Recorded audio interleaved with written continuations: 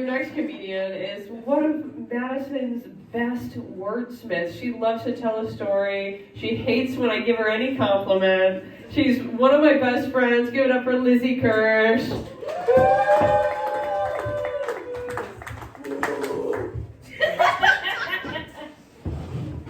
If the Terminator busted in right now and said, "Come with me if you want to live," I'd have to think about it for a minute. Nothing against the guy, that's just where I'm at in life. So comfortingly, I am a social worker. And I used to work in hospice care, and I just come home from all these immense grief and death all day, and all I wanted to do was find the most brutal true crime show to relax with when I got home. True crime is like the white woman's version of a stiff drink. And I need alternatives to drinking because I really only have two types of drunkenness. One where I just want to go to bed right away, and the other where I want to start home improvement projects that involve power tools. But what gets me about these shows sometimes is like when it's a more historical case, and the host says something like, "Remember, this is 1932. There are no cell phones, no social media." Like, thanks, I was wondering why the Lindberghs didn't just check their Ring doorbell footage to see who took baby Charlie. And imbibing too much true crime can have also other effects. For example, every time I get into my car now, I have to check behind me to make sure a murderer is in line and wait, ready to pounce. Which is crazy, because I barely look behind me when I'm merging onto the freeway. I'm no longer in hospice care, but I'm still in medical social work, and I had a nurse tell me that I have the veins of an anaconda. So I got that going for me if I ever get into intravenous drug use. But not to second guess a well-trained medical professional, though I do believe that is the new American pastime. But I don't think I actually have large veins. I think they just look prominent because of how pale I am. I mean, look at me. I look like a Victorian-era ghost child. And it's not like I want to look super tan or anything, but I would like to look more like a Victorian-era ghost child that died after a brutal summer working on the docks. And it's not like I was always this way, cynical, depressed. As a kid, I had the personality of a Labrador with heartworm disease. Happy, go lucky, but harboring a devastating diagnosis that was going to wreck me once I hit adolescence. I feel my issues most acutely on Sunday nights, because that's when I refill my pill organizer, like a nursing home resident playing Moncala. Did you guys know our very own Madison, Wisconsin, just a couple years ago was rated the second best city in the country for singles? If you like crippling alcoholics, unimaginative engineers that think liking pho is a personality trait, or men that would miss the birth of their child for the opening day of deer season, then yeah, Madison's fantastic for singles. I know this becomes a bit of a shock based on how I just spoke about all the men around me, but I am single. And I'm on all those dumb apps, Bumble, Hinge, Rusty Knife, whatever's out there now. And I found out a few things over my years of being on there. And for those of you that have been lucky enough to find someone or have a tuck everlasting spring of self-worth inside you and stay away, I'll tell you, a lot of the men on there have like one photo, and it has all the expression and clarity of a late 90s Interpol wanted poster for an Al-Qaeda militant, the type like... Speaking of Al-Qaeda, stay with me here. I'd say about 1 out of 10 guys on these apps will brag about how they're willing to go down on a woman, as if it's a testament to their bravery and willingness to sacrifice. Like, these guys act like they're staying behind in the Twin Towers to lead people out. Home of the free, land of the depraved. I was on a date last year with this perfectly pleasant guy, but I think we both knew he was dead in the water around minute 4. I asked him, "So what do you do for a living?" And he said, "I'm an agricultural entomologist." And I said, "Oh, cool. So like you study bugs on crops." Guys, when I tell you how this man's head flew back, like JFK's in that Lincoln Continental, in genuine shock that I knew what an agricultural entomologist was. And I've told that joke multiple times on Madison stages, and multiple times different people have come up to me afterwards and said, I'm an agricultural entomologist. So once again, I will reiterate, second best city in the country for singles. And I'm kind of looking forward to the advent of like AI relationships, like especially for the guys, like AI girlfriends, because I can't wait, like even their made to order e-girls start disappointing them and they like start having affairs with the toaster because they can like see their reflection in it and they gives them Pop-Tarts without speaking. Maybe like a one-night stand with one of those food delivery robots on campus. I don't think there's going to be a real draw for AI boyfriends, but I am developing an app, a dating app. It's called Crosby, Dilfs, and Smash. And what it does is it hooks up older men with dad bods and younger women that just want someone that owns a snowblower. I hate to stereotype men, obviously, but over my years of swiping and crying myself to sleep, I have noticed kind of a trend. A lot of these guys can fall into one or two categories, the hunter and the gatherer.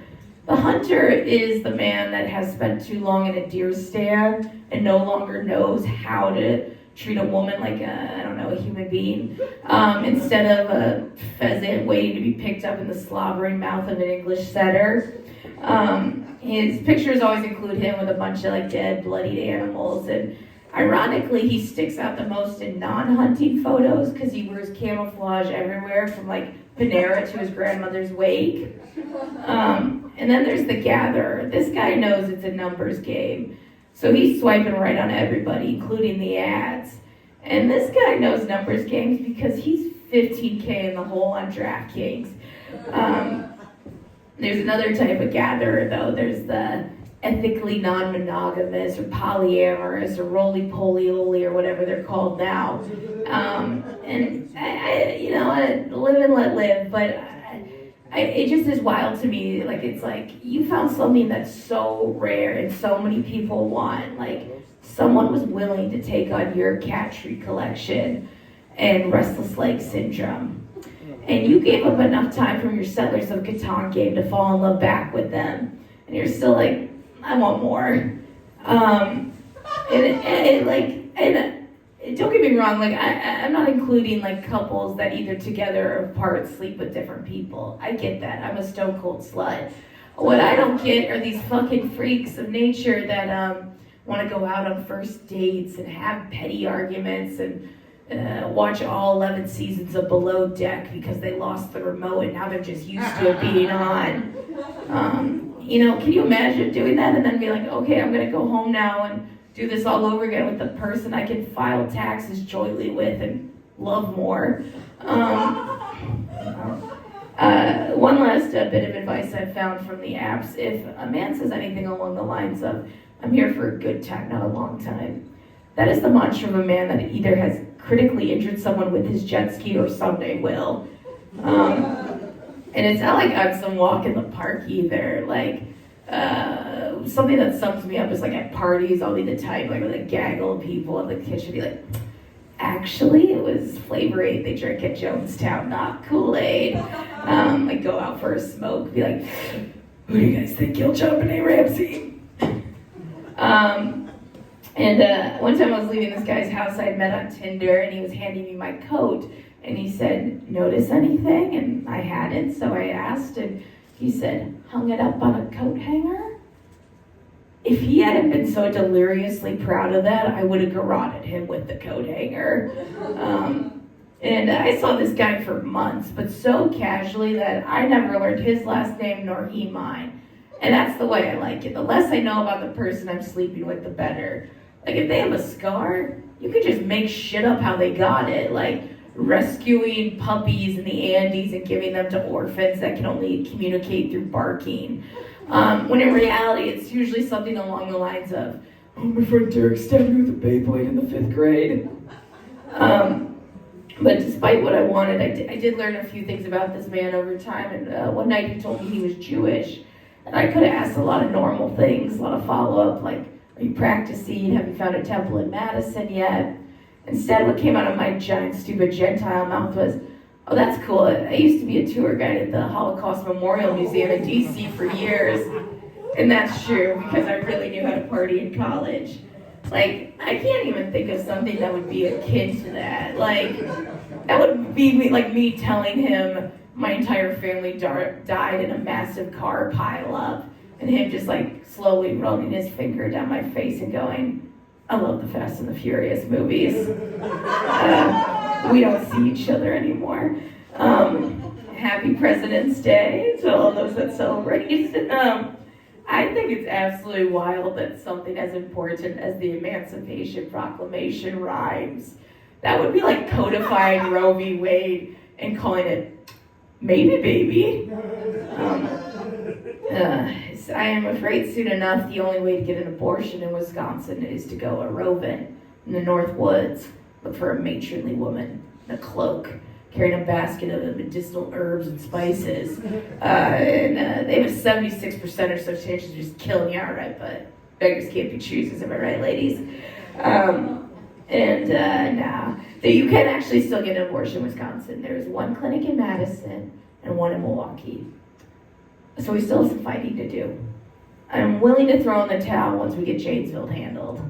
Oh, we don't need any more Janesville types coming around. Just kidding. I don't even know what a Janesville type is. Out-of-work factory employee that makes female cashiers at Quick Trip uncomfortable. So times are tough in America, especially for the ladies, but I hate when people say, we're living in the Handmaid's Tale. We're not. That story had a coherent plot. Also, I think when they got like a body part removed for punishment, I don't think they had to pay for their hospital stay. Socialized healthcare in Gilead. And I like when people think women get abortions very casually, like they have some time and a baby to kill before they're showing up Paddington in Peru. And they're just like, I'm just gonna pop in here for a quick D&C like it's dry cleaning, and hot tip from me to you, I'd hang on to those wire hangers going forward. Ooh, sad but true.